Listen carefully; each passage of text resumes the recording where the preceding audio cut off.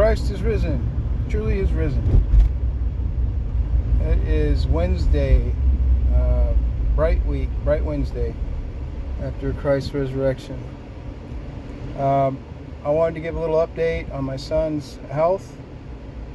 Monday was a rough day for him after Pascha, and his mono symptoms got worse, and he was pretty fussy. The hormones that he's on, trying to keep his immune system suppressed, tend to make him emotionally unstable at times, not all the time.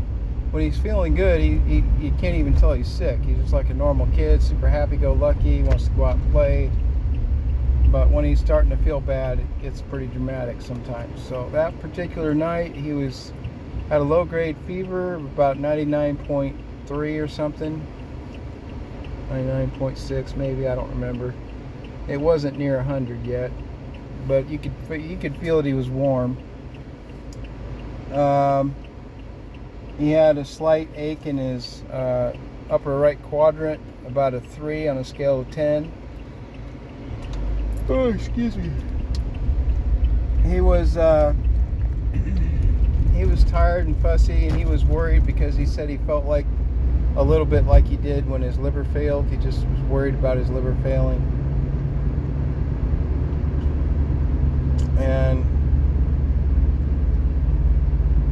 some people have been looking stuff up on Google and kind of scaring him a little bit, talking about his lab work last time he went, basically getting him more worked up. And I was trying to talk him into going to sleep and getting some rest, and we go get him checked out the next morning, which I succeeded in doing. But I wanted him to take some Tylenol to help him rest, because with the fever and with his aching gut and on top of his worrying, I knew that it would be difficult for him to fall asleep and stay asleep. Well, he refused to take the Tylenol because he was scared,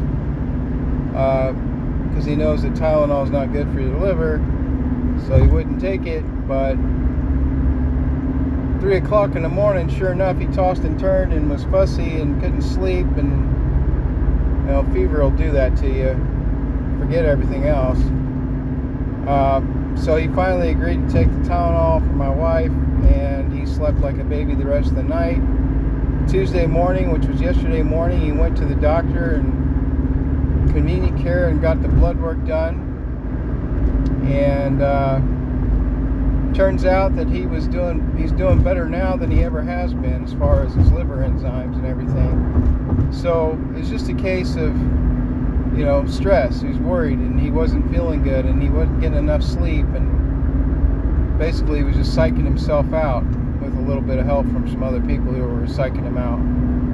So now he's all better.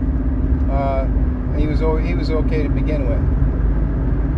So that's the update. Now that he knows he's doing better, I got on to him because he was eating junk food that day too, which is probably part of why his gut wasn't feeling that great.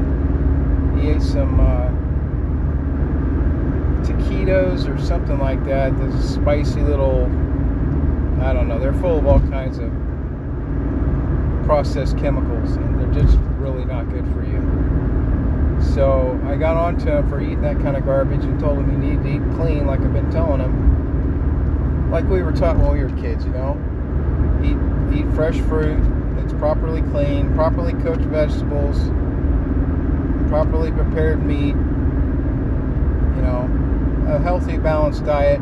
Lay off the sugar, lay off the processed foods and cereals and breads and pasta and junk food, chips and candy and milkshakes.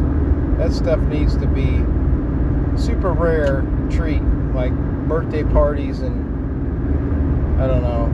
family reunions and stuff like that, but not on a regular weekly basis. So after that little scare, he's been walking the straight and narrow since then, so that's good. So that's my little update. I don't really have anything significant to say. As you can see, I've gone back to my military buzz cut, which I do myself because it saves me $20 at the barber shop plus the tip. It's summertime. I'm really busy. I don't really know any good barbers that will cut and style my hair very well. I mean, usually I just go to Supercuts because it's cheap. And if you do find a good barber, it's hard to get in there. You got to set an appointment, and it's difficult. I mean, I'm open to finding one if anybody locally watches this and knows a good barber.